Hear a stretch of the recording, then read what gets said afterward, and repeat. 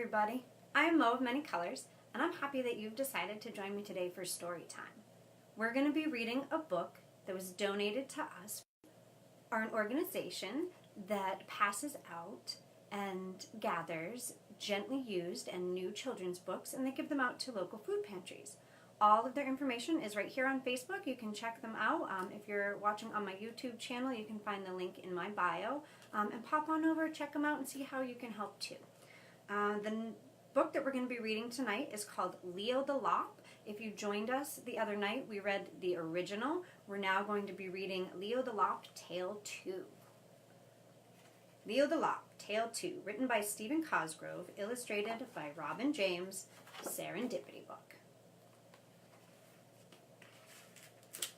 Dedicated to yesterday, today, and tomorrow, what you were, what you are, and what you will be.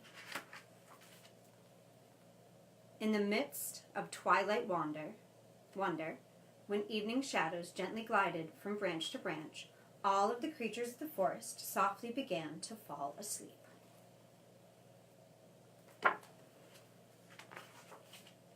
Squirrels dozed, warmly wrapped in their soft furry tails. Fawns, exhausted after frolicking in the meadows, slept contentedly, nestled near their parents.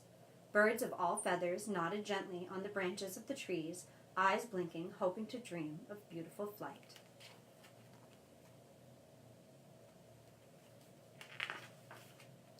In a burrow beneath a twisted pine, fluffy bunnies of all sorts snored and sniffed quietly in their slumber. All of the rabbits, that is, except for one lop-eared rabbit, called Leo, who just couldn't fall asleep. He would twitch and pitch, trying desperately to fall asleep, but no matter how he tried, he couldn't forget the one thing that kept him awake. He was a tiny, cute rabbit. Why couldn't I have been born a tough tiger, he muttered, as he rolled over for the 100th time, a bad bear, a mean muskrat, anything but an itty-bitty, fluffy bunny. Finally, with a sob, Leo rolled over and fell into a troubled sleep.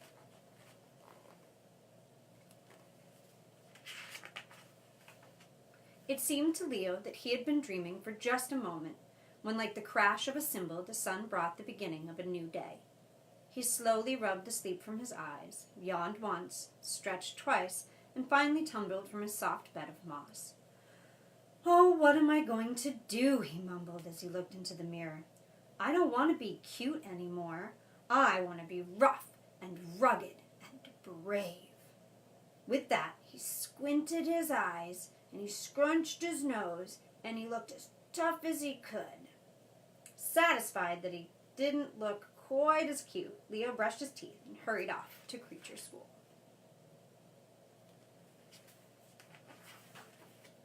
Leo ran just as fast as his little legs would carry him.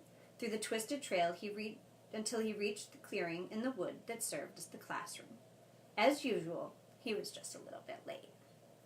As he hurried to sit down, the squirrels giggled, the little birds twittered, and all the creatures smiled because Leo was still trying to look rough, tough, and mean. All the creatures were laughing, except the gray old owl who sat on a branch at the head of the class.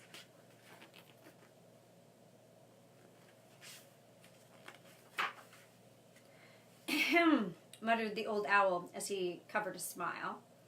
"Now that everyone is here, we'll begin the lesson for today. I would like each of you to think of a word that best describes the way you look this morning." All the creatures thought and thought. Then one by one they stood and they told the old owl the word they had thought of. "We look feathery," chirped the birds. "I look brawny," rumbled the bear, and on they went, describing how they looked in a single word. They finally came to Leo.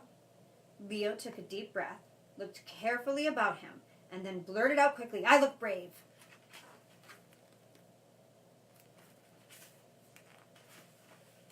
There was a moment of silence. Then the forest glade rang with laughter. Even the owl couldn't hide his smile. "I don't see anything funny about me being brave," cried a very hurt and very angry Leo. "Well, Leo," the old owl chuckled, "perhaps fluffy or cute would have been better to describe how you look." Leo wiped at a furry tear as he shouted, "I don't want to be fluffy or little anymore. I want to be tough and rugged." Once again, all the creatures broke into fits of laughter. Leo stood for just a moment, tears streaming from his eyes, and then rushed into the forest.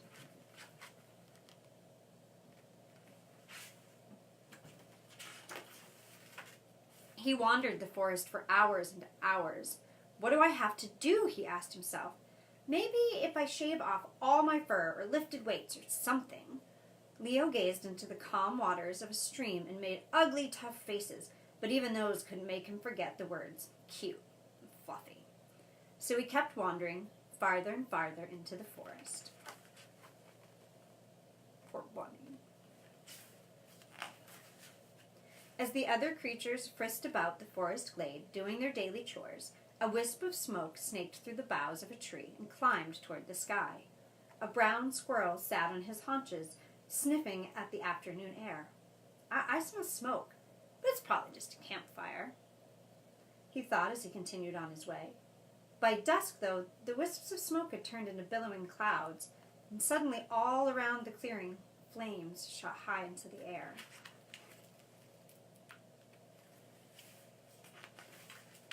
All of the creatures began running about, packing up their nests, dashing here and there in absolute pandemonium. Fire! Fire! They shouted.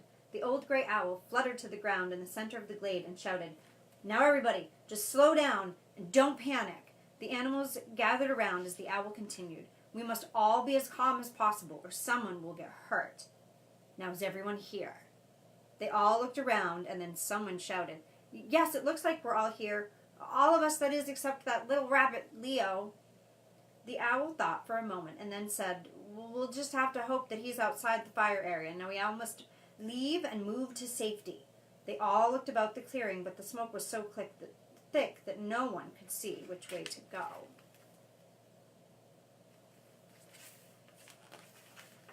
Leo had been moping at the far edge of the forest when he first saw the columns of smoke. Oh no, he said. That fire looks like it's burning right in the middle of the clearing where I live. He wondered for a moment about what he should do, then rushed off towards the fire.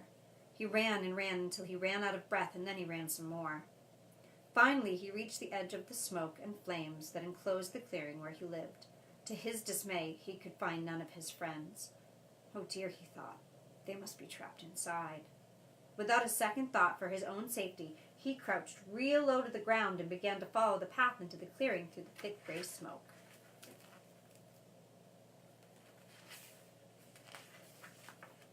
Leo finally reached the center of the clearing where all the creatures were searching for a way out of the inferno. Quickly, shouted Leo, everybody hold hands and follow me. Leo looked so sure of himself and so unafraid that everyone followed him without question, and they were led carefully through the heavy smoke towards safety.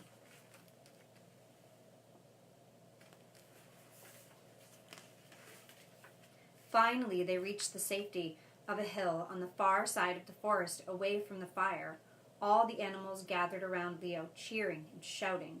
Well, said the owl, I certainly was wrong about you and your chosen word. For today, you were certainly brave. No, said Leo, blushing deeply. If it had not been for the fact that I was small, I would never have been low enough to the ground to see the trail into the clearing. I guess being cute and furry doesn't mean you can't be brave. With that, the other animals cheered Leo the brave and Leo the lion-hearted and continued their cheering far into the night.